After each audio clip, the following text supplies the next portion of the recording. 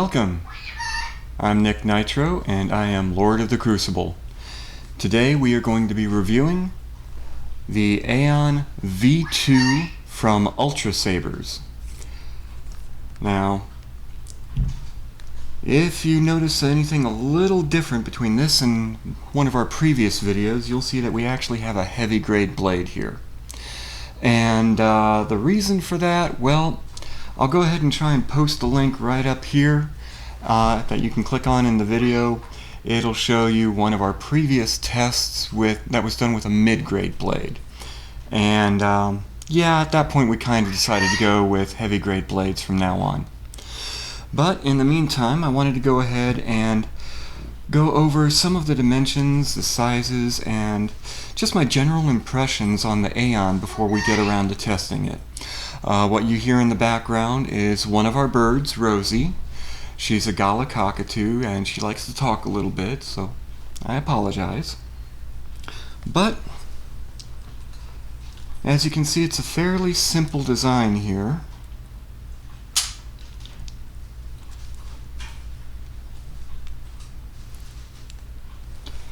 But unlike most sabers I've run across so far, this one actually has two blade retention screws located right here.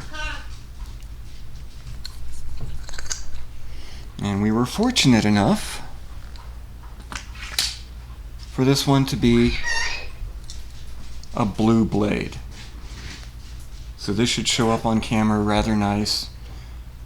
You know, for the testing portion outside, it's going to be washed out. We do a lot of that stuff out in the sunlight, but we'll see what we can't do to make it pop this time around.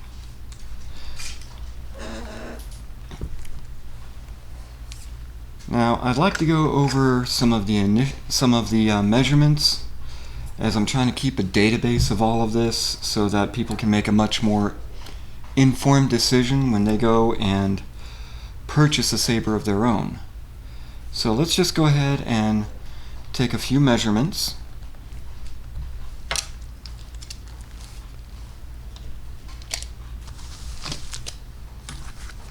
Okay. First we're going to do the overall length, which this one is exactly 12 inches. Now I also do a measurement of the largest and smallest diameters on the hilt itself. So right now, and I'm not going to include the switch in the diameter, although that does create a bit of a hot spot there when you're gripping the blade. It's not exactly what we're looking at for overall grip.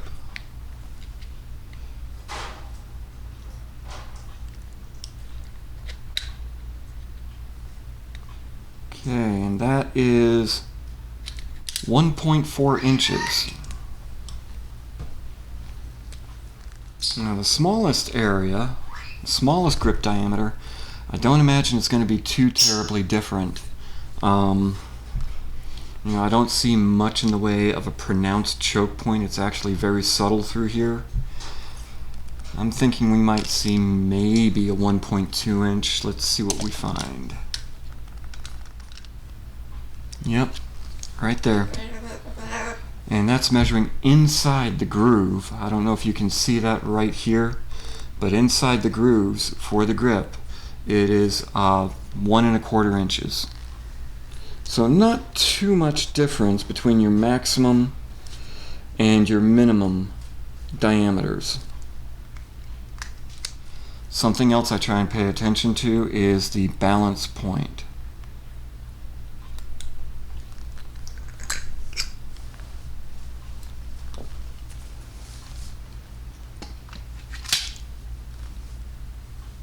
Let's go ahead and get this locked in a little. Doesn't have to be too tight today.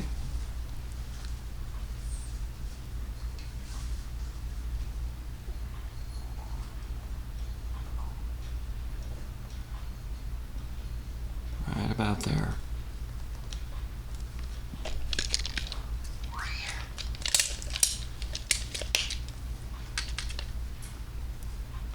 And that's not bad.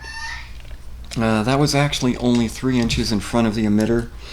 Still kind of far out for my taste. I like to have the balance point a little bit closer to the emitter, maybe right about here when I'm spinning. It just makes things move a lot easier.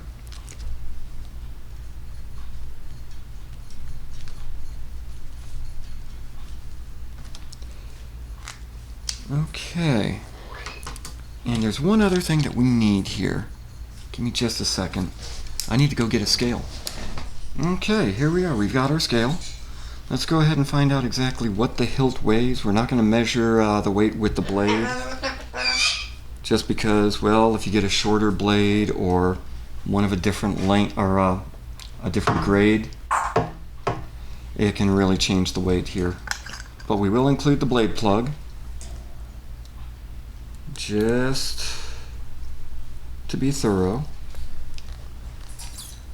And there we are. That is about 14 ounces. So not too terribly bad. Now this is one of the earlier hilt designs from Ultra Sabers. Let's get this out of the way. And as such, it's looking, you know, of course, a little plain. But I do have some concerns. Yeah, that's probably the best word for it. Most people, if you've watched any unboxing videos of Ultra Sabers, those that have gone into any detail, have actually noted, okay, the battery packs are usually loose, there's not much of a chassis in here. But this is a much smaller diameter hilt than most of the Ultra Sabers that you get. So it actually fits the battery pack very tightly. I'm not that concerned about that. What I am concerned about... Yeah, I know, I gotta line it up. There we go. Better? What I am concerned about is that the LED module isn't mechanically locked in place.